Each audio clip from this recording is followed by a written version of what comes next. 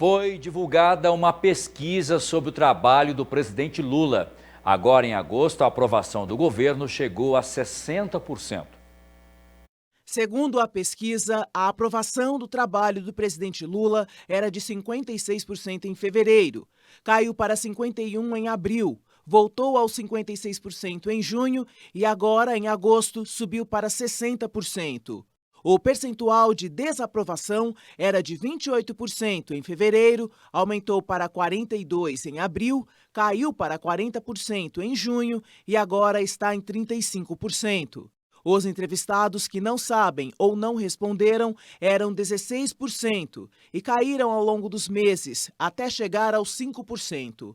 A avaliação geral positiva do governo Lula passou de 40% em fevereiro para 36% em abril, 37% em junho e 42% agora em agosto. A avaliação regular foi de 24% em fevereiro, subiu para 29% e 32% nos meses seguintes e está em 29%. O percentual de entrevistados que avaliaram o governo Lula como negativo evoluiu de 20% para 29%, depois caiu para 27% e agora em agosto ficou em 24%. Os que não sabem e não responderam eram 16% e agora somam 5%. Em relação à economia, no último ano, 37% avaliaram em fevereiro que ela ficou do mesmo jeito. Nos meses seguintes, a percepção aumentou um pouco, ficando em 39% em agosto. Os que perceberam uma melhora na economia eram 30% em fevereiro, 23% em abril, 32% em junho e 34% em agosto. A piora na economia no último ano foi avaliada por 30% em fevereiro, 34% em abril, 26% em junho e 23% em agosto. Os que não sabem e não responderam variaram entre 3% e 4%. Os entrevistados também listaram os piores problemas do Brasil hoje. Para 31% é a economia. 21% avaliam que são as questões sociais. Em seguida vem saúde, pandemia, violência, corrupção e educação. A pesquisa Genial Quest foi feita entre os últimos dias 10 e 14, com mais de 2.000 pessoas no país. A margem de erro é de 2,2 pontos percentuais e o índice de confiança é de 95%. Para você que está à procura de uma vaga no mercado de trabalho, o Cine de Poços de Caldas oferece algumas opções. Entre elas, assistente administrativo, berçarista, consultor de negócios, lavador de veículos, operador de forno, professor de musculação, servente de serviços gerais e vendedor interno. O Cine fica na rua 15 de novembro, número 386, no centro de Poços de Caldas. A Secretaria de Estado de Saúde lança a campanha de prevenção da leishmaniose com o objetivo de conscientizar a população sobre a doença.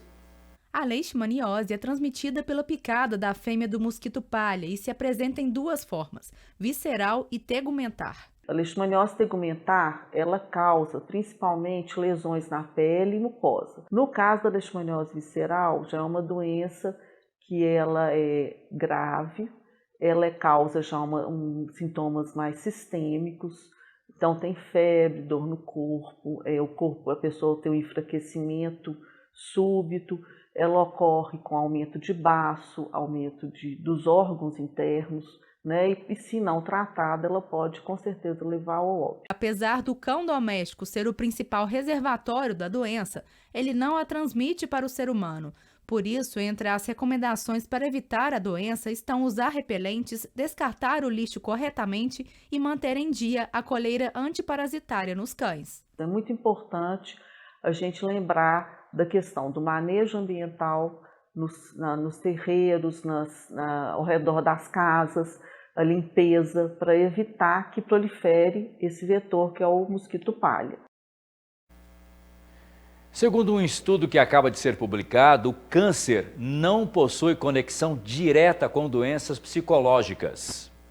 Pesquisadores do Centro Médico Universitário Groningen, na Holanda, reuniram informações de 18 estudos realizados no país e também no Reino Unido, Noruega e Canadá. As conclusões foram publicadas na revista científica da Sociedade Americana de Câncer. Dos 320 mil participantes, 25 mil desenvolveram algum tipo de câncer ao longo de 26 anos. Os pesquisadores não encontraram elo direto entre doenças psicológicas e o câncer. Foi identificado que pacientes com depressão e ansiedade tiveram um risco levemente aumentado de cânceres de pulmão e garganta, mas os cientistas atribuíram isso a outros fatores de risco associados. A gente está falando de pessoas que, em geral, não como regra, mas em geral, têm sedentarismo, né, praticam pouca atividade física, têm uma alimentação mais desregrada, muitas vezes com obesidade, têm um alto consumo de bebidas alcoólicas. Esse estudo ele conseguiu isolar um pouco esses fatores de risco, esses outros fatores de confusão, que a gente poderia dizer assim, e não viu uma relação causal, uma associação entre a depressão e a ansiedade e o câncer. A pesquisa da afim a antiga crença popular de que mágoa, tristeza, decepção seriam causas diretas do câncer. A resposta é não. Isso representa um alívio a muitos pacientes que acreditavam que o diagnóstico poderia ser atribuído a episódios anteriores de ansiedade e de depressão. A gente vê isso no nosso dia a dia, no nosso consultório, uma culpabilização do indivíduo que já tem uma doença difícil, ainda tem que lidar com a culpa de ter tido ao longo da vida mágoas, depressão, ansiedade. Então, acho importante esse estudo para separar essas coisas. A questão emocional não é causa, mas pode ser uma das consequências do diagnóstico de câncer e precisa ser olhada com atenção. Existem vários estudos mostrando isso, que o paciente que trata quadros depressivos, quadros ansiosos, tem um prognóstico melhor, eventualmente até em expectativa de vida, mas sobretudo sobre qualidade de vida, percepção de sintomas, percepção de efeitos colaterais de medicação e outros tratamentos, então percepção de dor, por exemplo, né? Um paciente deprimido ele tem uma percepção de dor muito pior do que um paciente não deprimido. Um paciente ansioso tem uma percepção de medo muito maior do que um paciente não ansioso, né? Então é fundamental que se tratem essas patologias. Vejam no próximo bloco, o levantamento internacional comprova que o brasileiro tem pouca possibilidade de melhorar de vida. E ainda, mães de alunos da Escola Municipal Lions Clube Centro reclamam da falta de professor. A gente volta já.